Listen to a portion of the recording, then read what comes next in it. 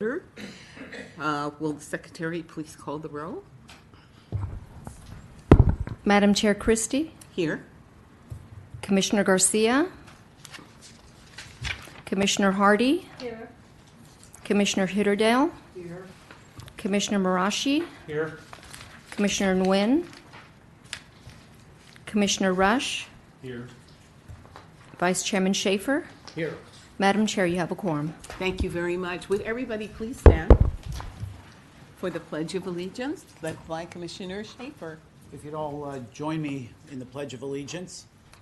I pledge Allegiance to the flag of the United States of America and to the republic for which it stands, one nation, under God, indivisible, with liberty and justice for all.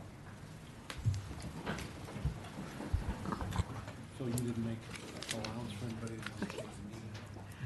Now, at this time, we're having public comments. Now, this public, hi, everybody. This public comments are for non-agendized item. Anything that is not on this purple sheet here.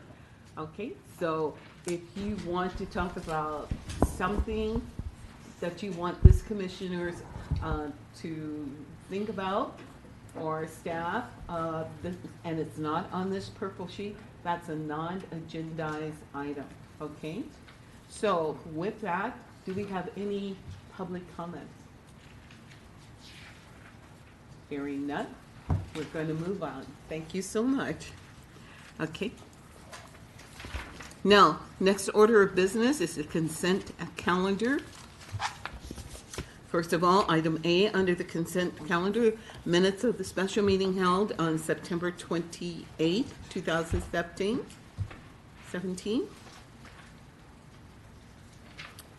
And the minutes for the regular meeting for October 5th, 2017. So A and B. Do I have a motion? I move approval. Moved by Commissioner Schaefer. I'll second. Second by Commissioner Hardy. All those in favor say aye. Aye. All those opposed? Abstentions? None. Okay, so it's unanimous with, how do I do this now? Unanimous with the absence of Commissioner Garcia and Commissioner Nguyen. Right, okay. Next, on the excuse absences, okay, we have for Commissioner Nguyen, do we know if Commissioner Garcia is going to show up? Okay, so we do know Commissioner Nguyen is out of the country, so we'll come back for Commissioner Garcia. Is that all right with everybody? Okay, so the excused absences of Commissioner Nguyen, is there a motion? So moved. Moved by Commissioner Rush, second. Second. Second by Commissioner Marashi. All those in favor say aye. Aye. All opposed? Okay, and the vote is 6 to 2, Commissioner Nguyen and Commissioner Garcia. Okay. We're going to come back to Commissioner Garcia. Well, yeah, but right now she's not here, right? So I have to mention her name. Okay. Next item of business.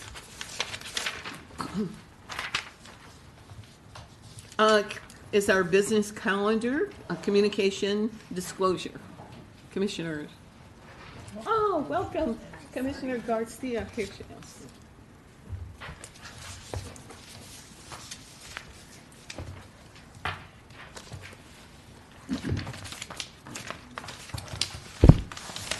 Okay, do we have commissioners' disclosures, please?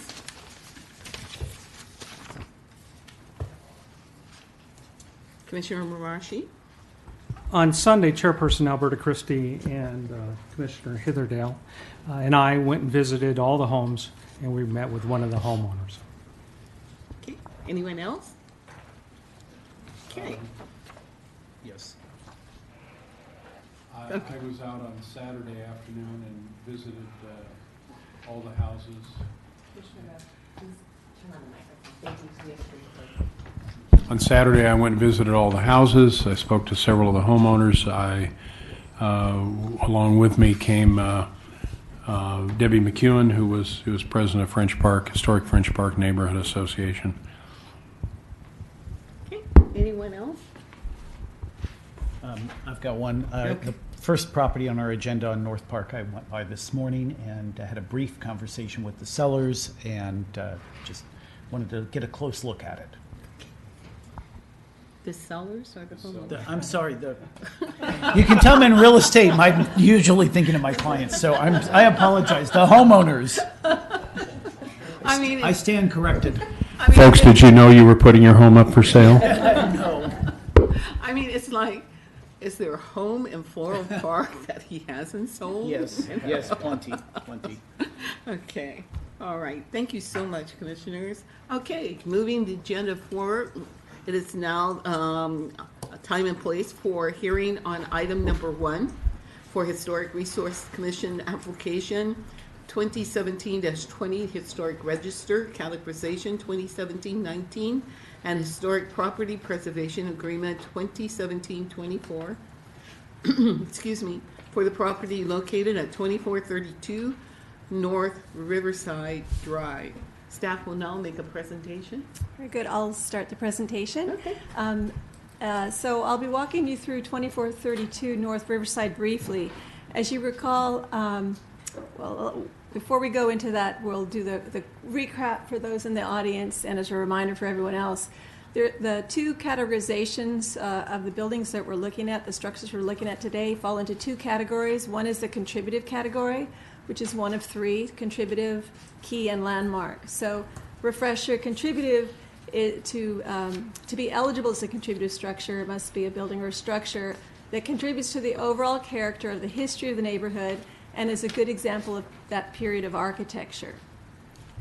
The other category we'll be looking at in the structures today is the key category, and to be eligible, you must meet the qualification of that it's has a distinctive architectural style and quality that is, or is characteristic of a significant period in the history of the city, or it's associated with a significant person or event in the city.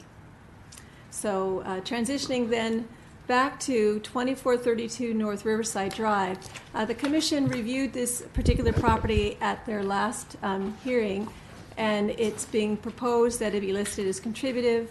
It was constructed in 1931. It's an English Revival architectural style, and it was proposed that we also adjust the name to read Davis Schneider House. And I would like to read into the minutes that on the description of those that lived there in the past, we'd like to add the phrase that elaborating on one of the persons that lived in the house, Mr. Davis, that Mr. Davis was also a founding member of the Orange County Historical Society. And then according to the present owner, Mr. and Mrs. Robert Schneider, first resided in the home in 1998. As a photographer and videographer, Mr. Schneider documented the construction of several NASA space shuttles in Southern California. Mrs. Schneider continues to reside in the home. So we'd like to add that to further clarify the history of the property. So staff also went out to the property to take a closer look at the windows. There was some discussion on the windows. They are, in fact, wood. They are not an exact duplicate of the historic original ones, but they are wood with some qualifiers to that. So this is an example that will work with Commission over time, but it would be one that if these owners were to replace their windows again in the future, we would work with them to have them be more exact to what can be noted as original in all detailing. But just want to provide you with that additional background. So based on the additional research and the extra comments that I've just mentioned, we recommend that the Historic Commission adopt resolution to add this property to the register and recommend to Council a Mills Act agreement. Okay, thank you so much. Would the applicant like to, I don't know the Schneiders. She's here.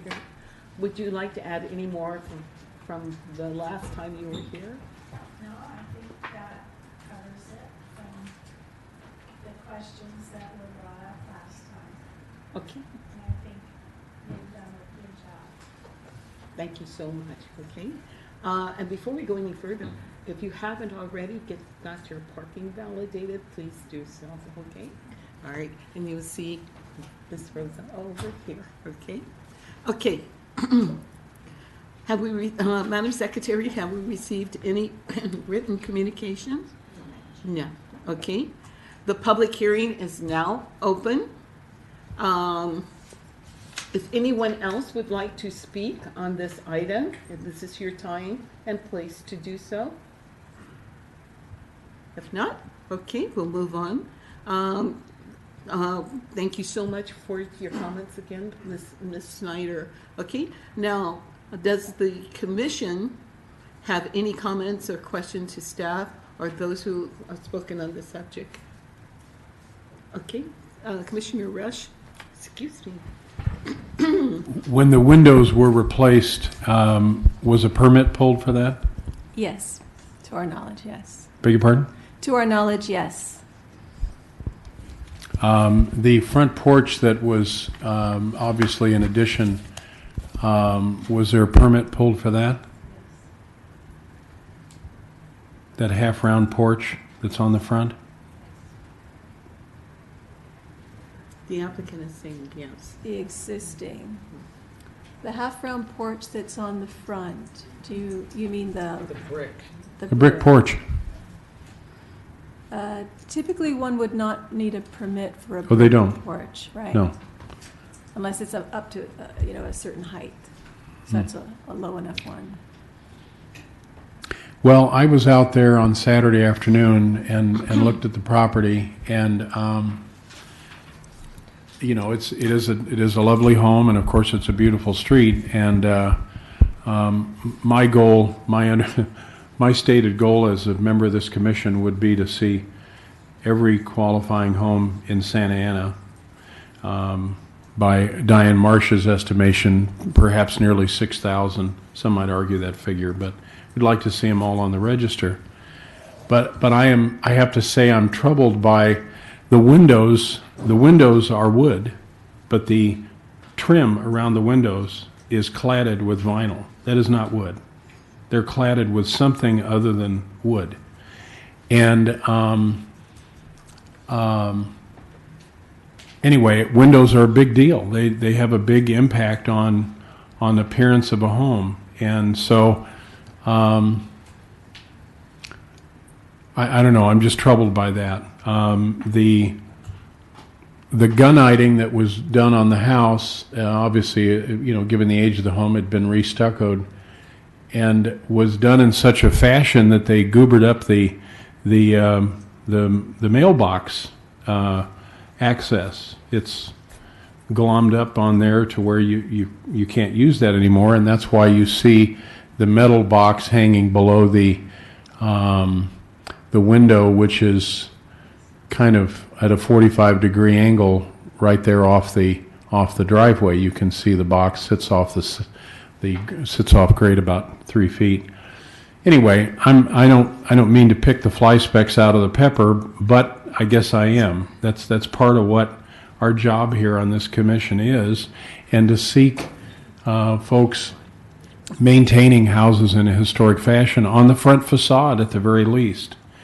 So I'm going to vote for this, but I have to say that I'd like some notation in the file that when windows at some point in the future are replaced, that they be replaced with as original product.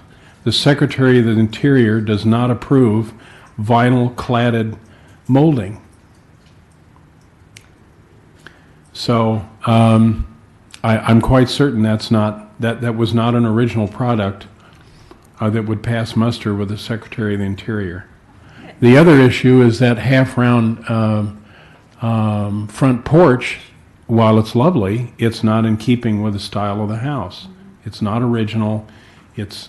You just wouldn't see a half-round porch on a house like that. And again, it's in the front of the house. It's not like it's on the back or the side. It's the front of the house.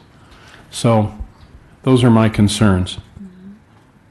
Commissioner Schaefer? After the lively discussion at our last meeting about the windows and the potential vinyl cladding, et cetera, I have to respectfully disagree with Commissioner Rush. I went there this morning and actually touched the moldings around the windows and looked at them. They appear to be wood. To me, they are painted very shiny, so I can see how that could potentially be tricky or confusing to someone, but they definitely look like they're wood to me. I'm sure it's not the original molding because the windows were replaced, but it is done with wood windows. So I think they did the best they could at this point. To actually have a window built that would be more like the three in the middle of the dining room would be very, very expensive to have something like that made. And I believe the original windows were double hung like these are anyway. The owner maybe could tell us that, but I think it's a great house, and I'm going to vote for it. Any other comments from the commissioners? Okay. Then I now declare the public hearing now closed. Okay. Do I have a motion for item number 1?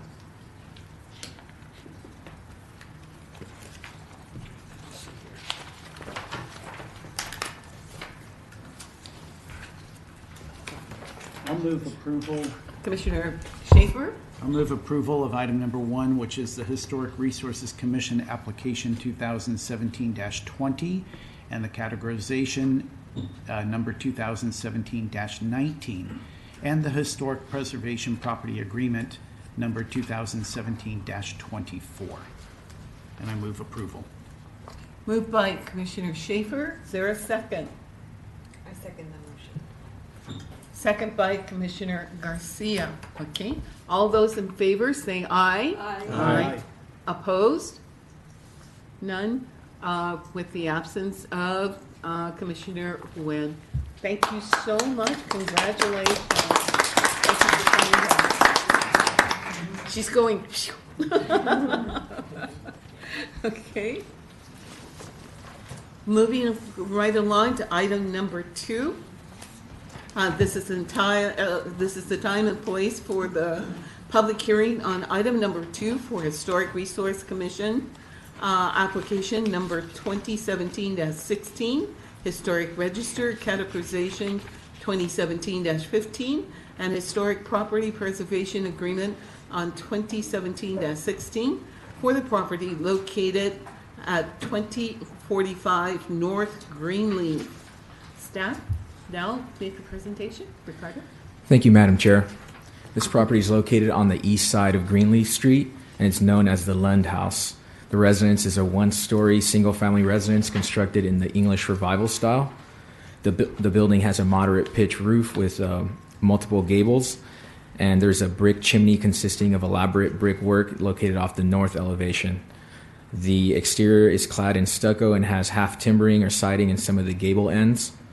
And the primary entry is located off the west elevation of the principal side gable mass and consists of an arched door with rectangular glazing in the upper portion. Character-defining features of the residence include the exterior siding, timbering and stucco, roof configuration and materials, doors, and windows. The Lund House qualifies for listing in the Santa Ana Register of Historical Properties under Criterion 1. It's for its distinguishing characteristics of the English Revival style. It's recommended that the Historic Resource Commission categorize the property as contributive because it is a good example of period architecture.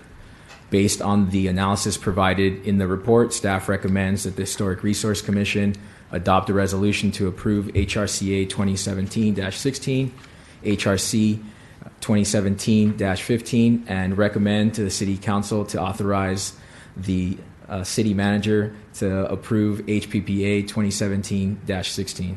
That concludes staff's presentation. Go back to the property. Thank you. Okay, thank you. With the applicants.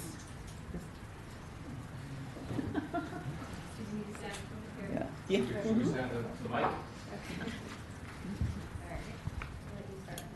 Well, thank you for having us here. When we first looked at Floral Park about 7 years ago, we loved the sense of community and the idea of the older homes. I grew up in LA County, so for me, I used to go to my grandmother's home when I was a kid, and she had a house that was compartmentalized, and you always had to move around, and I used to love that quality about it because I could hide. And so Lena, my wife here, she had a friend who lived in the neighborhood, so we looked at buying, but at the time I needed to move up to LA County. Recently, we were able to move back to Orange County, and it was this neighborhood, areas in Tustin, maybe further south, but we just love the idea of community and the older homes. So for us, the idea of keeping it and maintaining the integrity of it is #1 priority. Whether or not you designate us as historic, we're still going to maintain the integrity of the home. So. And I'm a little bit more of a sucker for the actual design and the period of the home, and just the good building practices of way back when. You just don't get that anymore. So I'm extremely drawn to the home because of all the windows, all the what are they called, Lintons or the diamond mullion windows. I really love. I love the stucco and inside we have really just very unique features. One of them being an inkle nook, which translates as a specifically translates as a chimney corner, but it's a small room within a room, and that's where that fireplace is, where that chimney is. It's this tiny little area, this little nook that I can just really see spending time reading there and being cozy in the home, and it's very unique. You just don't see anything like that. And then we also have the arched doorways inside that are with true plaster walls, and it's beautiful. You just don't see building like that anymore. So between the windows and the plaster and the stucco and the ingle nook, it's just I'm completely smitten. So we're just enamored with it. Yeah. Definitely. I think that's it. That might be it. Yes, but thank you for your consideration. Thank you. The Locust. Thank you. Madam Secretary, have we received any written communication? No. Okay. Okay, and the public hearing is now open. Is there anyone in the audience that would like to speak to this property? If not, at this time, we would thank you so much for your comments and everything that we have. But we also are requesting that the staff update the picture. Okay, the tree has been removed on the side, and they're going to be the meeting with Melanie to talk about that is the city tree blocking the other portion of their home, and you can't see it from the street. So that city tree needs to be cut. That's not their tree. That's on city property. So they're going to be working on that, and we need an updated picture, okay, for your files. All right. Aren't home tours interesting? Bring it up to date. Okay. Let's see. Thank you.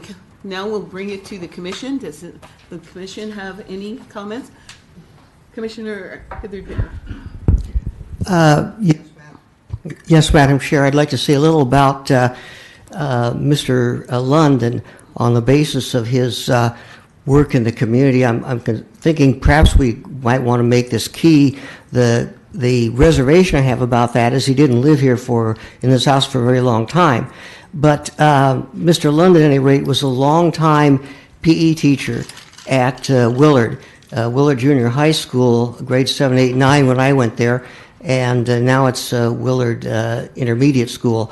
At some point, the athletic field was named for him, Lund Field, and I think that was when he retired. At any rate, when I was there in the 1950s, he was towards the end of his career. I think he taught only PE at that time. He taught 9th grade. I had him in 9th grade.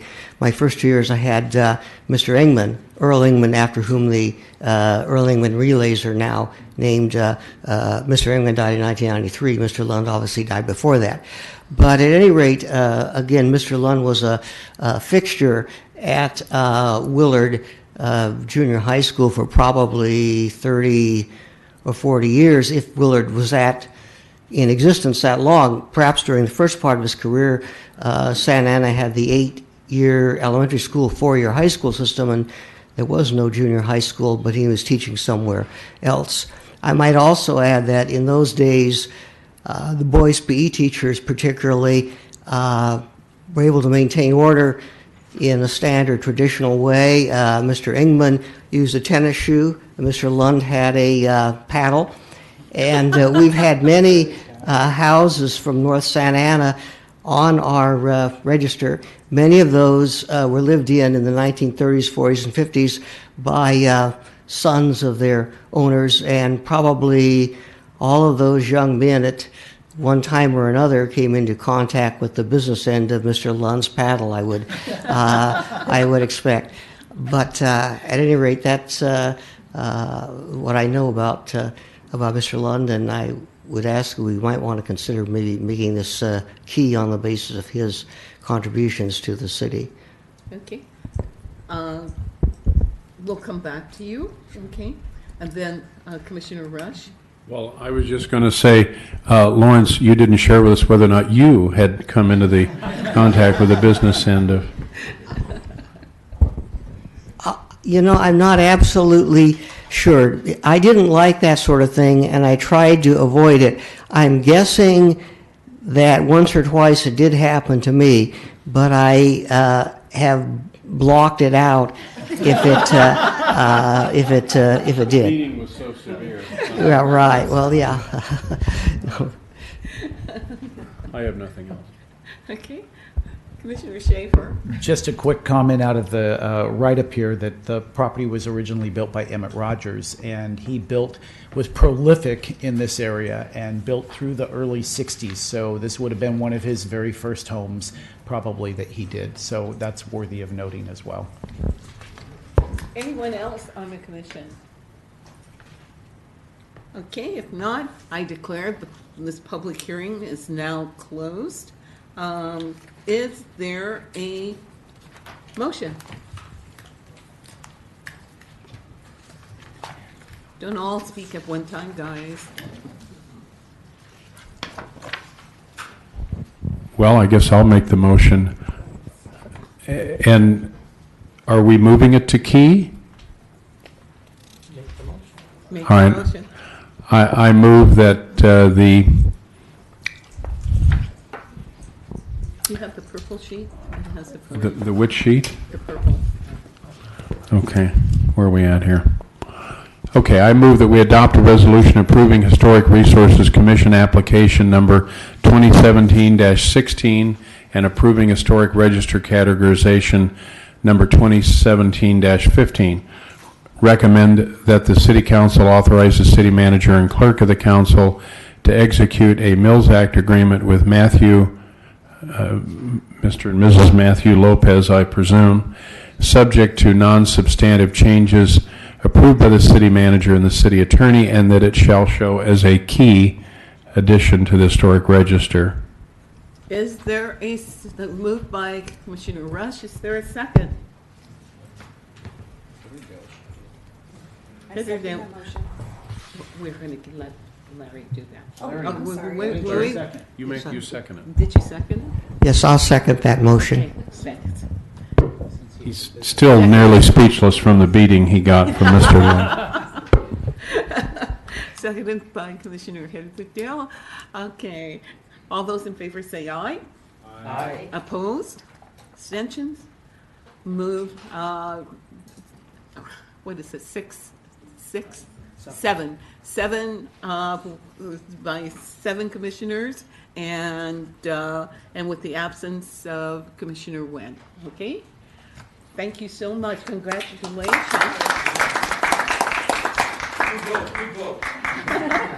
We moved you on up. Thank you. Thank you. Can I ask what that necessarily means when you go to key? It means that when Phil does go to list your home, it's going to fetch more money. That's what it means. But it also means that you're free to offer a higher donation this year to the Historical Society. No, it doesn't. More distinction. Very good. Okay. Now, moving on to item number 3.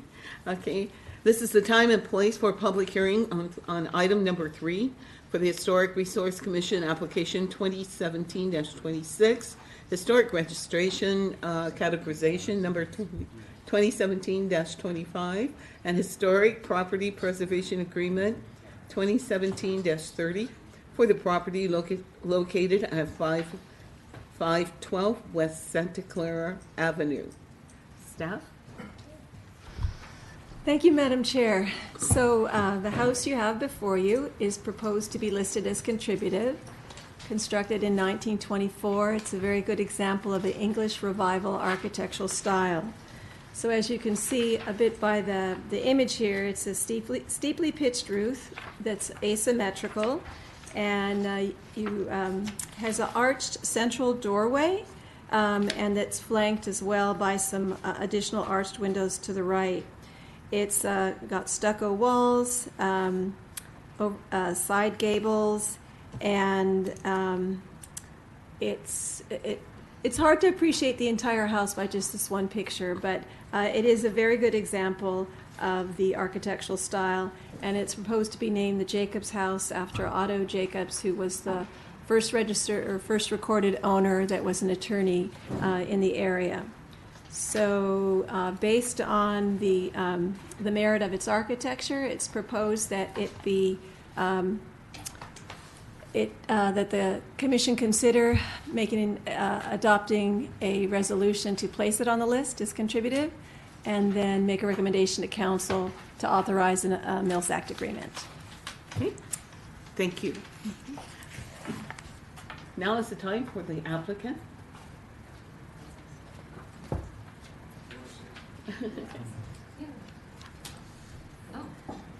Hi, I want to thank you all for making the process very easy. Melanie, you were great, and Ivan, thank you.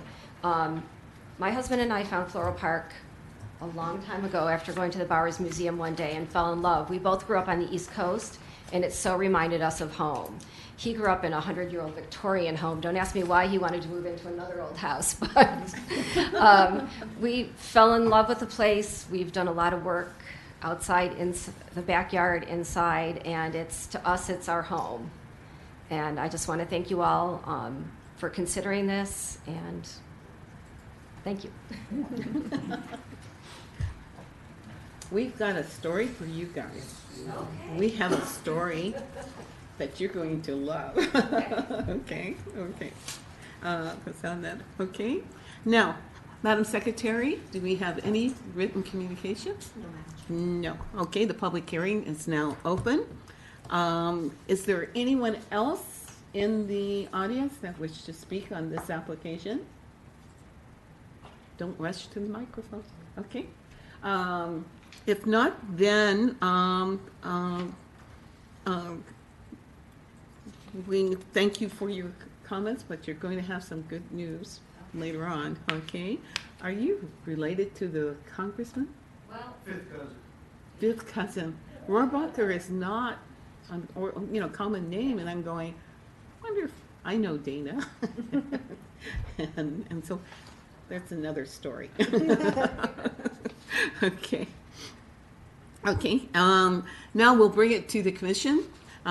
Any of the commissioners wish to comment on this property? Commissioner Hardy? I just have one question. I didn't see anything about the garage. Do you have a detached or attached garage? Can we add that to the description? Yes. Thank you. Okay. Commissioner Hitherdale. Before you start, okay? We have on page number 3-7. I just wanted to point out the staff report does say detached garage on the first page there under project location and site description. Okay. Okay, thank you. Thanks, Lisa. Okay. We'll make sure it's clear on the template as well, the DPR form. Okay. We wanted to know if this is a typo, 3-7, in the description on item B10. The law firm of Head, Wellington, and is it Jacob and Son instead of Jacobson? Because his name was Jacob. Do you We'll see have- at the, Yes, I see that. We would need to Madam- confirm and adjust appropriately. okay. Madam Chair, I think I can clear that up. I did want to speak a little about Otto Jacobs. Unlike Mr. Arnold, I did not know Otto Jacobs personally. I may have seen him a time or two, and I sort of had a sense of who he was. If someone had mentioned his name, I could say, well, he was a lawyer, but that was about it. But he was a very prominent lawyer in Orange County history and earned a place in the national legal records of spectacular trials. I'd just like to say a little about that, and I can clarify, I think, the name of his firm and the fact that he owned this house. As a matter of fact, we already have a Jacobs house on the register. I noticed this when doing some research about this. It's number 567 on North Greenleaf, which he bought in 1929. And I think what he did, he bought houses in succession and maybe kept them for a while and rented them, making more money as he was moving his way up through the social and financial ladder. If you'll just indulge me for a minute or two, I'll just say a little about him. I'll just give you some details about really a man who I think is rather fascinating, remarkable.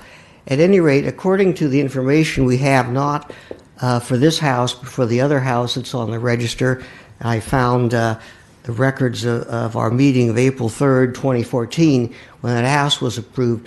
He was born in 1895 in Iowa, and he came here to Santa Ana probably somewhere around 1920.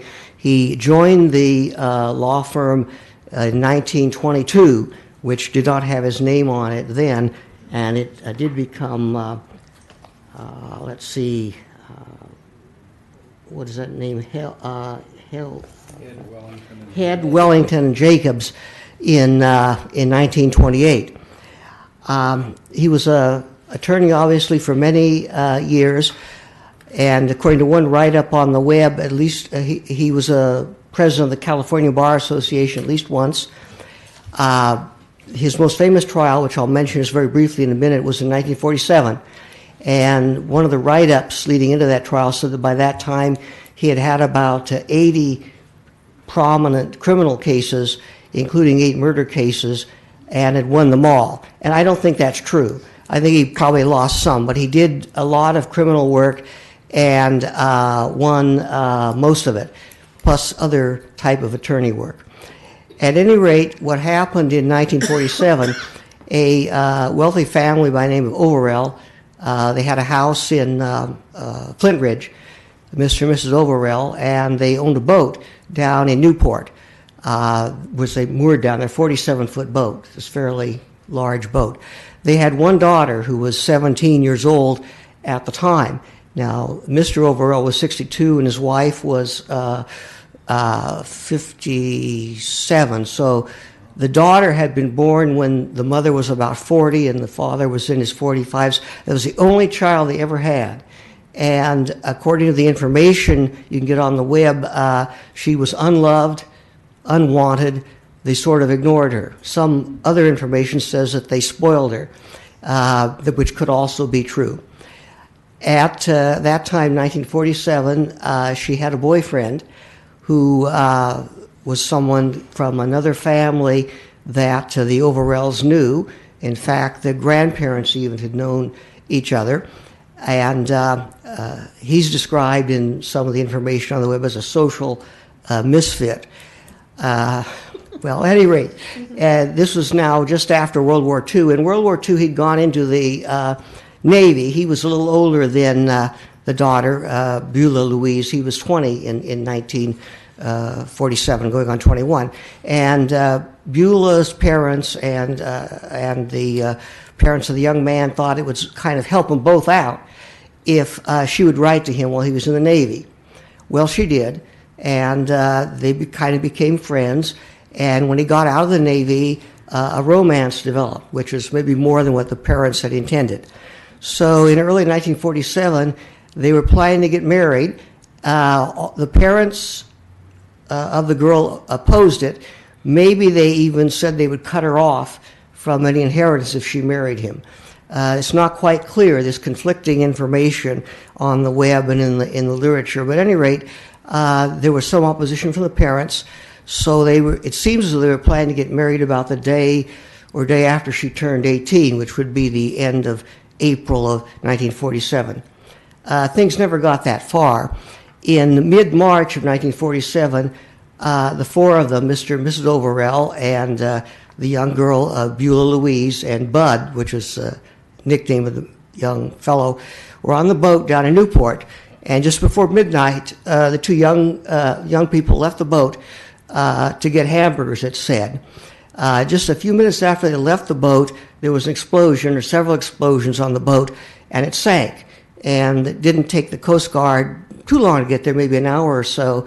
The police saw the explosion, but at any rate, by the time they got there, the parents were, of course, both dead. It seemed as though it was an accident, and that was the way the police looked at it for a few days. But as they looked at it a little more closely, it seemed as though it was not quite an accident. In 4 days, they arrested Beulah Louise and Bud. And I don't know exactly the sequence of how the police found out this information, whether before or after the trial. As you know where this is going, there's going to be a trial. But at any rate, some of the injuries that the parents sustained seem to have been caused by being beaten before the boat blew up. It looked as though perhaps they'd been dead by the time the boat exploded, and the explosion seemed to be caused by dynamite. There were 30 sticks of dynamite, and that had not exploded. The day before the trial, Bud and Beulah had gone to I shouldn't laugh. It's not funny, really. I had gone to a place in Chatsworth where you could buy dynamite. Apparently, in those days, you didn't have to show an ID. They're not accused of having a false ID, but they did sign. Bud signed for it with a false name and got about 60 or 70 sticks of dynamite, which apparently a teenager could do in those days, even without any ID. But so 60? I think there were about 60 to 70 sticks of dynamite that he purchased the day before. So at any rate, Bud and Beulah were in Orange County Jail, and obviously they were in need of legal assistance, so the families arranged for four attorneys, prominent attorneys, to defend them. They were tried together, one trial. Two of the attorneys defended Bud Golem. The other two, including Otto Jacobs, the man we're talking about here, defended Beulah Louise. And as one of the books on the subject says, the only attorney they really needed was Otto Jacobs out of the four. As things went, the trial started in June. It went through October. At that time, it was a record for length of trials. It was 19 weeks. The presiding judge was a man that many of us have heard of, as very prominent in Orange County legal circles, Judge Morrison, Kenneth Morrison, after whom Morrison Park is named. I might say he didn't live over there. He lived over on the other side of town, and I hope someday we'll put his little house on the register. They went through about 550 to 600 people to get the jurors, and the gist of the trial was that, again, the state went through their evidence in terms of the purchase of the dynamite. The story that Bud and Louise had was that the deceased father had told them to buy some dynamite and they didn't ask him why. He'd also asked them to use a false name, which they didn't ask why. And the attorneys, particularly Mr. Jacobs, speculated that perhaps Mr. Overell was concerned that his finances were deteriorating and he might have been suicidal and so on and so forth. But that was not the gist of the defense. The main argument that he had, and he's described on the web as a clever and tenacious litigator. Every witness that the prosecution produced, every bit of evidence that they produced was questioned, was doubted, and argued against to the maximum degree. I might say also that this trial was considered to be kind of the last of the newspaper trials. After this, trials were more televised. People got this information on TV. It was kind of an interesting transition in that Judge Morrison allowed radio, but he required that it be only local stations. There was only one local station at the time, KVOE in Santa Ana, and so they sold the feed to other radio stations throughout the country. It was also broadcast outside the courthouse. When the trial was over, the day the verdict came in October of 1947, as I understand, there were about 5,000 people standing outside on the courthouse lawn, besides the ones that were inside. And as you might expect, since we're talking about Otto Jacobs, and though everybody considered that Bud and Louise were guilty, the verdict was not guilty, and they went free. We're going to have to break for a commercial break now. Was it because of his antics that you were telling that he would do for the jury? Beg your pardon? The antics that Otto Jacobs did? It was, I think, it certainly included his theatricality, and but also the detail and the doggedness of his work. He certainly raised doubt. Whether it's reasonable doubt or not is unclear. Some people would say, well, it was really unreasonable doubt. He, you know, the way we do things in the legal system in this country, the prosecution has the burden of proof. They have to prove beyond a reasonable doubt. Beyond the shadow of a doubt when it's criminal trial. Well, maybe beyond the shadow of a doubt. And he claimed, he asserted in his summary that the state's case was just possibilities, probabilities, and a lot of myths. I don't know. This is a very interesting picture. It's in Phil Burgandy's book on the old Orange County courthouse, and it shows. This is one picture shows the legal team, and what's kind of interesting about in the background are the two defendants. They're just sitting there, and here are the other three attorneys, and they're doing. This is like a break, and they're kind of looking at something together. Where they were serious. They were good attorneys. But Otto Jacobs is over here. He's by himself. He's just totally focused on what he's looking at, what he's reading, getting ready for his next speech or his next session after the court comes back. So I think it was partly his manner, certainly his courtroom manner, his theatricality, but also for the detail, the tenacity with which he left no stone unturned in questioning everything that the prosecution brought forward. Wow. Now you know about your house. And what... Isn't that something? My goodness, the Johnny Cochran of that year, you know. If you look at, right, you know. Whoa, I tell you. Were you able to determine if he lived at the house during the time of the trial? You know, I don't. That's interesting. I want to try to see if we can get some more records on him. His son and then his grandson carried on the legal practice after him, and they moved it to El Toro, but they're out of business now.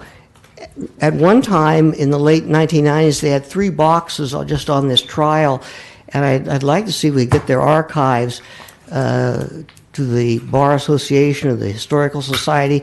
I think what happened, as I said, this house was newly built in 1924, which was 2 years after he joined the practice. And then the write-up on the house on Greenleaf says that he bought it in 1929 when it was built. I think he bought this house when it was newly built, lived there, then moved to the one on Greenleaf when it was newly built, and the write-up for the one in Greenleaf says he lived there till 1940, but I see in the write-up for that, his name was listed in 1949 as having done something with refurbishing it. So I think he maybe owned it then, was renting it out, and apparently had a house on Freeman Street. Again, it would seem consistent with his personality that he was buying these places and keeping them for a while and renting them out. And I don't know where his last house was or where, if he was living in the city when he died. He was a fixture, you might say, in the city through at least the 1950s. I think he retired about 1970 or so and died in the 1970s or 1980s. Wow. Thank you so much. Whew. Made for television. Movie on that one. Okay.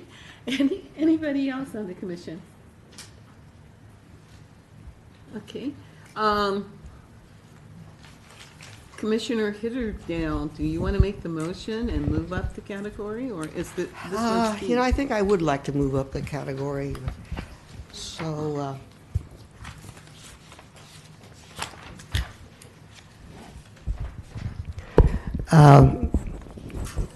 Madam Chairman, I move that we adopt a resolution approving Historic Resources Commission application number 2017-26 and approving Historic Register categorization number 2017-25 with the amendment that the categorization be key rather than contributive.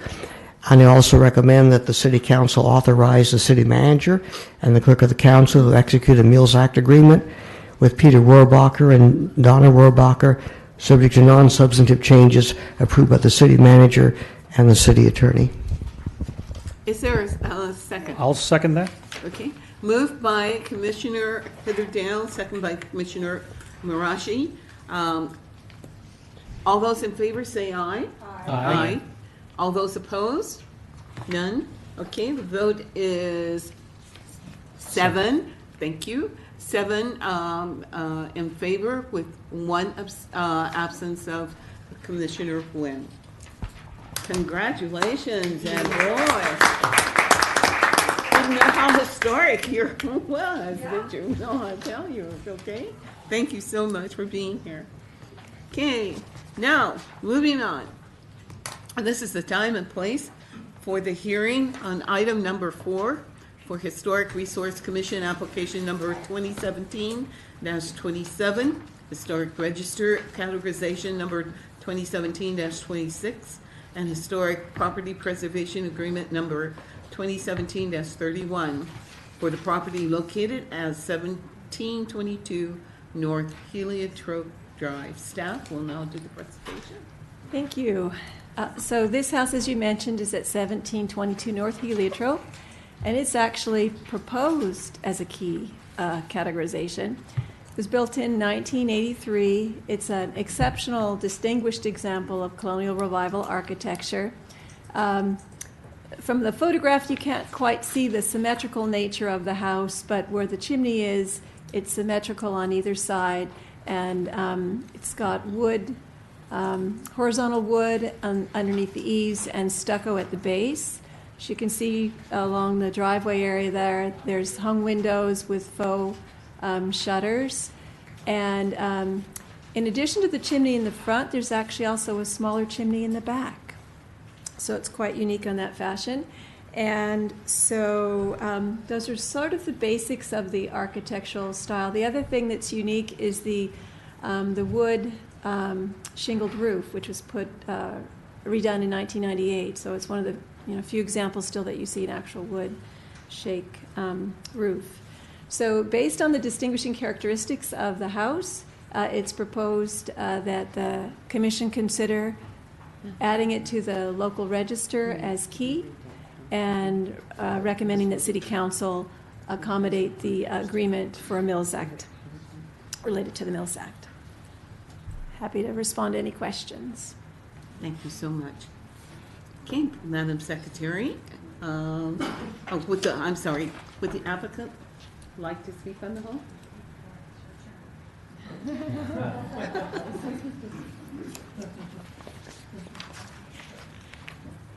Brief. Mr. Rush, I have to apologize for the other day when I opened the door half naked and Whoa. sorry about that. I did have a few sleepless nights after that, but I've recovered. I'm hoping that won't be a black thing or, You could make it up by offering me to have come over for cocktails or something. You know? Oh my God. That's a great idea. Well, listen, I do think that this is a great house. So we bought it. We walked into Phil's open house, and when we walked out, my wife watches that program, Say Yes to the Dress, and she looked at me and she said, "I'm saying yes to this house." And it is just charming. It's got an amazing amount of character, and it has incredible craftsmanship. And I think those are the qualities, besides the things that you've mentioned, that makes the house historically appropriate. And I think that we would be great stewards of this house, and we hope that if it is accepted into that category, that it will continue to be passed on to the next people, hopefully one of our kids, and that they will continue to be great stewards of that house. Thank you so much. Okay. Madam Secretary, do we have any written communication? None. Okay. The public hearing is now open. Is there anyone else that wishes to speak on the property in front of us? If not, then we'll bring it to the commission. Any commissioners? Did you sell this house? I did, and I have a little history and an addition. No, I promise it will be a short story, not as long as the last one. The family that I sold it for, it was their parents' home, the Mounties, and they were known or nicknamed in the neighborhood as the Rowdy Mounties. The father was a retired colonel, and there are a lot of stories in that heliotrope cul-de-sac there about the Mouty family. And they bought the house, I believe, in 1975 and just sold it earlier this year. So they were there approximately 40 plus years. And I would like to propose that we add the Mouty name to the name of the property, because they were, I believe, the longest owners of the property. And that would be a great honor for that family. But they were rowdy. They were rowdy. They would have, Floral Park has a concert in the cul-de-sac sometimes, and they would always have parties on their front lawn. The rest of the people were out in the street, but they'd have parties on their front lawn, and I've been to a few of those. So anyway, it was a lot of fun. I'm just kidding you. We hear that, way back when Floral Park first started, it was the social, everybody, through parties and social, and I'm going, this is the party neighborhood, so now we know. Okay. Any other comments from the commission? Just one clarification. Moudy is spelled Mouwdy. Okay. No? Would you like to make the motion? I'll make the motion. If there are no other comments, let me get back to the correct page. Oh, hold on 1 second. Okay, I now declare the public hearing closed. Thank you. I was still with the rowdy crowd, right? Okay. Now, do I have a motion? Okay, I'd like to move that we adopt a resolution approving Historic Resources Commission application number 2017-27 and approving Historic Register categorization number 2017-26. And furthermore, that we recommend to the City Council that they authorize the City Manager and Clerk of the Council to execute a Mills Act agreement with Roy and Jan Reimer, subject to non-substantive changes approved by the City Manager and City Attorney. And add the name. And that we add the name Mowdy to the categorization. How would you like the house to read, Franzen Mowdy or Mowdy Franzen? Franzen, I think, preceded Mowdy, so that would be proper. Okay. Is there a second? All second. Second by Commissioner Warachi. Okay, are there, moved by Commissioner Schaefer, second by Commissioner Warachi. All those in favor, say aye. Aye. All those opposed? Okay, it's approved by seven commissioners and one absence. Thank you. Thank you, staff. Okay, all right, let's give them a hand.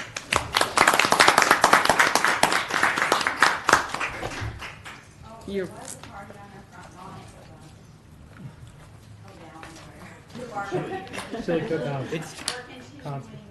It's a tradition. You have to do it.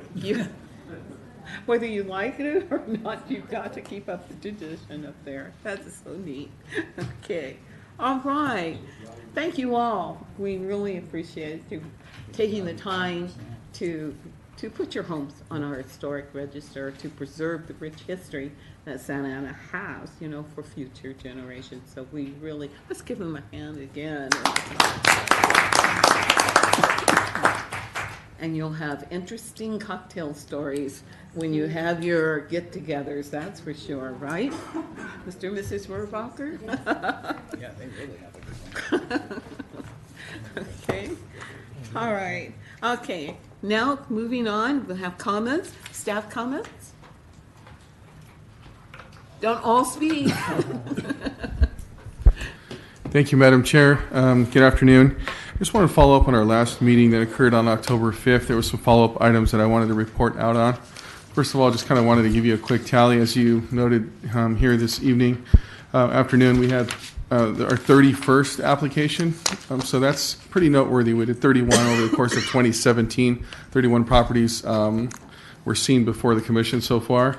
We have approximately 30 remaining applications that we intend to finalize the first part of 2018. So our current approach is to bring you about 6 per meeting, and we're hoping that we can, beginning in January, take 6 at a time until we get through this final batch of about 36 applications and applicants.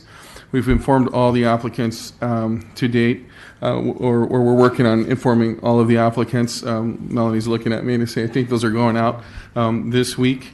And so that's kind of a quick update on where we stand with the application. So thank you for taking the time to meet on these special meetings so we can kind of move forward. There was a comment by Commissioner Hardy at the last meeting about the number of Queen Anne structures. Staff has taken a look at that, and we're happy to report that there are a total of 32 Queen Anne structures in the city. And about 4 of those are in the East Side neighborhood. Commissioner Rush, 5 or 6 of them are in the Flower Park neighborhood, and about 5 to 6 of them in Logan. So just kind of interesting kind of facts to share with you.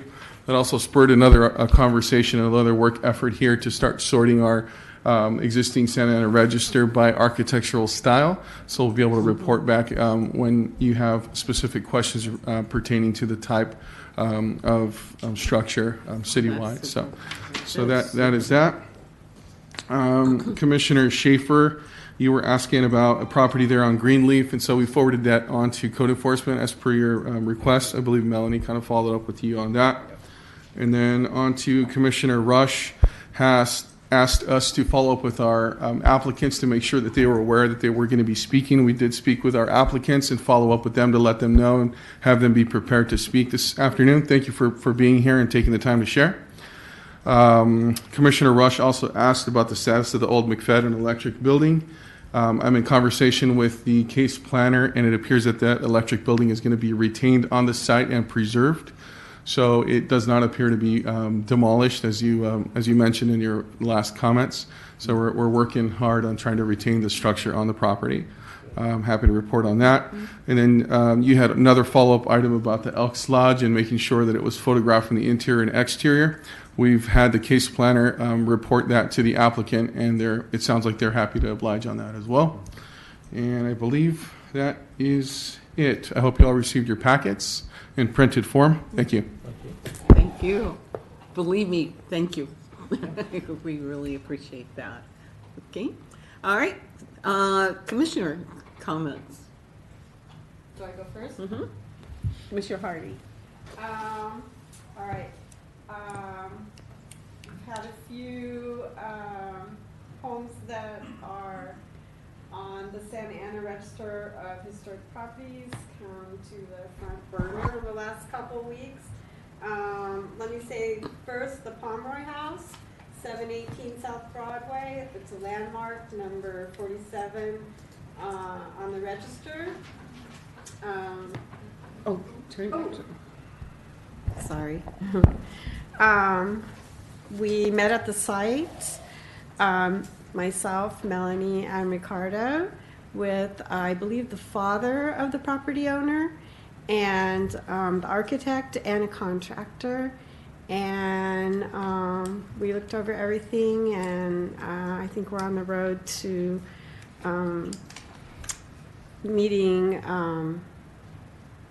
to trying to help the property owner renovate or restore the house per Secretary of Interior standards. And we're hoping in the future, down the road, that we'll see them apply for a Mills Act contract with the City of Santa Ana. That's what we're aiming for. The other property that we had concerns about very recently is the Cypress Fire Station, 625 South Cypress. It's a key structure, number 15 on the register. I believe we found out it was owned by Park and Rec, and there was a crisis. There was actually an open door in the front and back of the property, and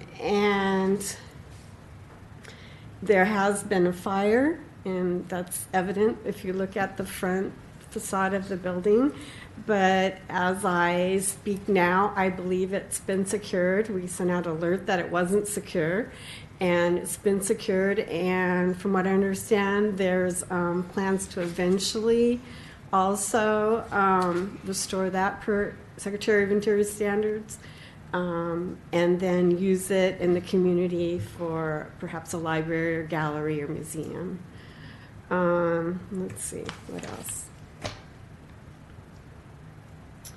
And then I provided everyone with this particular little paper I put together, and I did research through our Hettinger Park Architectural Survey, which lists architectural style, and I concluded that there is only one Queen Anne structure in Hettinger Park, the Hewitt House, which is on the register.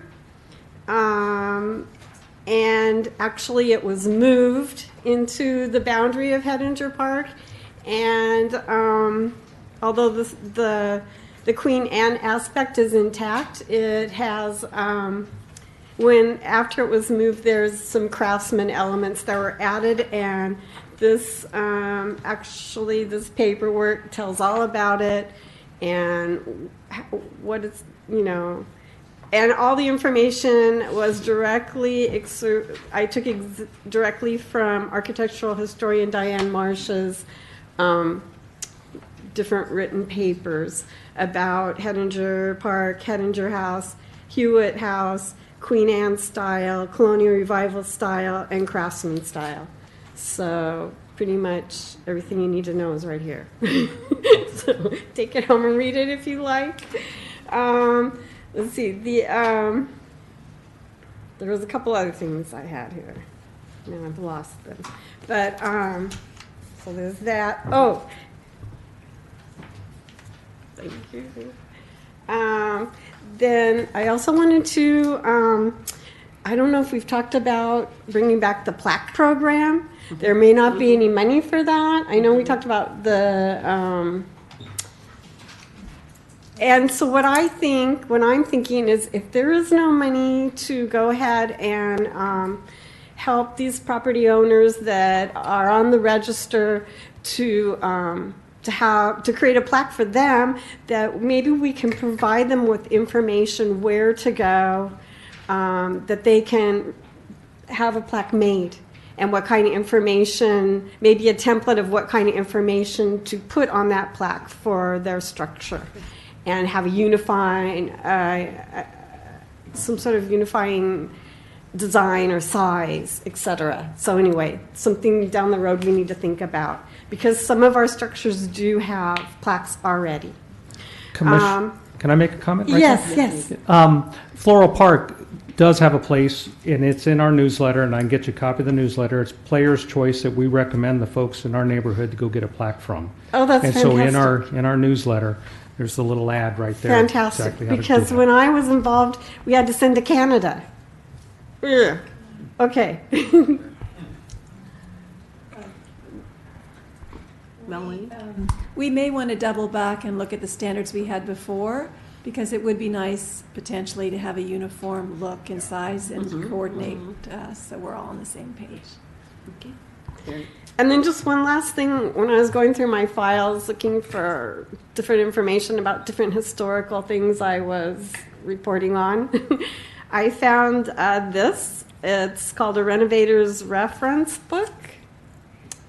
And the date is March 1989, and it was put out by Old Town Preservation Association.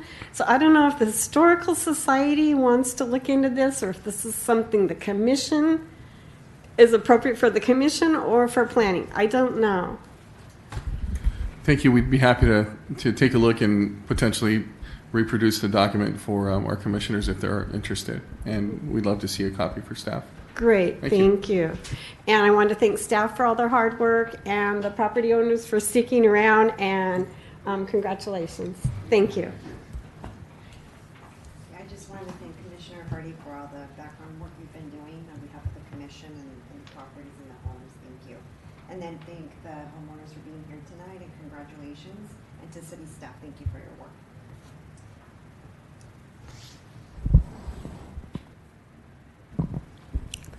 Yes, well, I do, of course, want to thank the owners for bringing in their properties, and want to thank everybody for bearing with me. I realize that in making a presentation, I'm no Otto Jacobs, but I might just add that last time we did put Wiley Carlisle's house on the register, and I did send an email to one of his daughters, and she was so pleased she immediately notified her siblings. Wiley himself, the home recorder, died in 1980, but what she told me was her father would be so pleased and so proud. So that's kind of nice. Yes, I also would like to congratulate the homeowners. You spent precious dollars to make an application and go through the process and continue to take care of your home, and thanks to staff for their hard work. Several things. I again want to extend an invitation to all of you for the Preserve Orange County launch, which will be on the 3rd of November. That is the new preservation organization, which will launch its debut at the Healbert Museum of California Art at Chapman University at 6:30 p.m. on November the 3rd. It's a free event, so I encourage you to come. Alan Hess, who is a noted author and architect in Orange County, will be speaking along with a couple others. So it's a reception. There'll be refreshments and so forth there. So I encourage you to come. Also, I have asked on several occasions, and I've never gotten a clear answer, and maybe I've not been listening, but I've asked several times, how do we get items on the agenda? I've never been given a response in terms of, do I go through Alberta? Do I address it to Alberta and Candida or Vince, or what's the process? So you don't have to tell me now, but I'm going to keep beating that drum. It shouldn't be that difficult. I do want to ask about, with regard to this issue of the plaques, certainly we could come up with a standardized, here's what they should look like, here's our authorized format, here's 3 or 4 suppliers, go where you wish to purchase one, and here's the instructions to install it, etc. That's an easy fix to do that, so we ought to do that. With regard to Candida had alluded a couple of meetings ago that there was going to be some forthcoming proposed change to our structure as an organization where we would have the ability to put some teeth in some of the things that we ask for. Like we had politely asked Mike Hara to put a plaque in the lobby of the building that he's redoing that we put on as a landmark on at 888 North Main. Of course, he politely agreed to do it, but he didn't have to say yes. And so I would be curious to know what the status of that is, because this body ought to have the ability to make some requests like that. I'm not suggesting that, that in a wholesale manner we'd be given broad authority, but we ought to have some ability to make recommendations or request certain things. As an example, with the house that was first on our list, the Schneider house, putting in some sort of notation that if and when they go to replace the windows, that they adhere to Secretary of Interior standards. And that leads me to another item, and that is, and I brought this up before, there was a time when the city had an overlay for historically sensitive neighborhoods that were not necessarily deemed, because they're not on the National Register of Historic Places. Park Santiago, Floral Park, West Floral Park, Washington Square, Wilshire Square, East Side, etc. Well, that went away during the Great Recession. And I've asked about when are we going to bring that back, and it's gotten in the muddy water here between Hallie leaving and all the other uproar of things going on. So I'm going to beat that drum again. That needs to be done, because this Schneider house is a classic example. That wouldn't have happened had that overlay been in place. I don't believe that would have happened, and it's going to continue to happen. So we want to see an improvement or maintain the integrity of our historic structures. We got to have some process to do that. And if a planner pulls up an address in Wilshire Square and doesn't know that that's a historically sensitive neighborhood, and they say, "Oh, sure, yeah, you can put in vinyl windows, and you can alter the exterior, blah, no problem, yeah, same as you would in a neighborhood that's not historically sensitive." Well, no, that shouldn't be okay. Yes. If we may, to clarify, in the past, those areas, we did designate them as historically sensitive areas, but they were verbally only. They didn't have any historic status, if you will. So, for instance, let's take Wilshire Square. If an applicant came in and we wanted to change out the windows, we had staff that was diligent to make sure they did not change, they preserve the window trim, but we did stop short of being able to say, you can't change this from wood to vinyl. We would, at minimum though, we would be very diligent about preserving the window trim, the size, the operations, so that the integrity of the house was intact versus, that early era where vinyl first came through and people were just blowing out their trim and changing the integrity of the house. So that was really the primary focus of those areas. So that notion of historic areas or districts, I think, is yet another subject. Yeah. Yeah. Well, I brought that up too at one of these meetings, said, how come we're not encouraging? I think city ought to be doing that now. It's my understanding that David Gavazos basically was opposed to that. Well, he's gone. So we need to have that conversation again. I do think it's a rightful place of the city to do more encouragement of that. It would help preserve the integrity of neighborhoods and property values and so forth. I'm also talking about integrity of neighborhoods. I'm concerned about a project which is worming its way through the city, and that is this proposed high-density 500-600 units at Edgewood and North Main. And that's going to have a huge impact on a very historic neighborhood, Park Santiago, and will probably bleed over into Floral Park as well. I'm concerned about that. Very concerned. That's a tremendous number of units right on the edge of that neighborhood. That's all I have. I just wanted to thank staff. Of the two of us, you versus us, you've got the harder job, and to be able to do 6 properties per meeting, that's outstanding. So thank you very much for the hard work. As far as the homeowners, thank you very much for putting up your home, having such love and passion for your house and keeping it historic and everything else, and congratulations. Thank you. Thank you and congratulations to the homeowners who got on the registry tonight. So I think that's awesome. And we keep chipping away, trying to get more and more. I think Commissioner Rush said we should have thousands, not hundreds, on the list. So that's a big task. And staff, thank you for your help with that.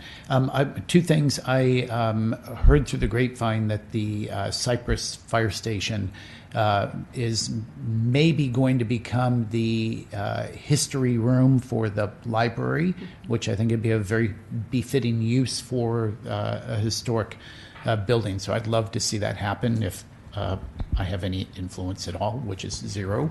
And then the other thing, I just want to also echo what Commissioner Rush just said about the Park Santiago neighborhood and putting a high-density project that would directly abut homes, a few of them that are on the registry. I think that's extremely insensitive. I'm not anti-housing, I'm pro-housing, but there needs to be some kind of mitigation or something there for that neighborhood. And if we put 500 more families in Park Santiago, that will bleed over to all the surrounding neighborhoods as well. And I think that it'll overwhelm the neighborhood with traffic. So I'm not for the current proposal. I'd like to add something about the Cypress Fire Station. I don't know if everybody's aware, but I heard it's not going to be on Park and Rec's agenda until February 2018. They actually have a date. I don't know what the date is, but February 2018, they're not even going to start talking about it. So we all need to be vigilant, drive by, make sure that building is secure. I'd like to see all the architectural elements boarded up in place if possible. There's still some great ironwork. Anyway, it's a concern. Thank you. Once again, I want to thank the commissioners for your due diligence and diving deep into historical information to just enrich the presentation and the documents and the information that we have on these homes and the colorful people that move, in Santa Ana, these were our founders, and everything else, like John Wayne used to say, that true grit, that the people have. Thank you once again, property owners. We really appreciate you taking the time for this. Staff, I know that you were under a lot of pressure, and we really appreciate all of the homes that you brought us and the extra time you brought in meeting the deadline so the property owners would get, their tax benefits by December 31st. So thank you so much for putting in all that effort. We really appreciate what you have done. Our next meeting is a special meeting, once again, to be held Thursday, November 9th, 2017, 4:30 in the council chambers this time, for the council chambers. At that time, Commissioner Schaefer will I'll be here for the first part, but he will conclude if it goes past 5:30. I do have to leave at 5:30. I chaired 5 neighborhood associations, and that's our meeting. And this one's special because I'm having 2 opposing sides come to our neighborhood meeting on this new gasoline tax. Tom Daly's office, Travis Allen's office, Assemblyman. So it's an important thing. So I've got a pro and con. And I think that that's going to be very exciting. And believe me, I'm telling everybody, please be civil, because November 1st, the increase in the gasoline tax go in. So I'm letting you know that, staff, that I will probably be leaving in order to chair that meeting. And with that, we are now adjourned. Thank you so much. Please. I got my gas on the 31st.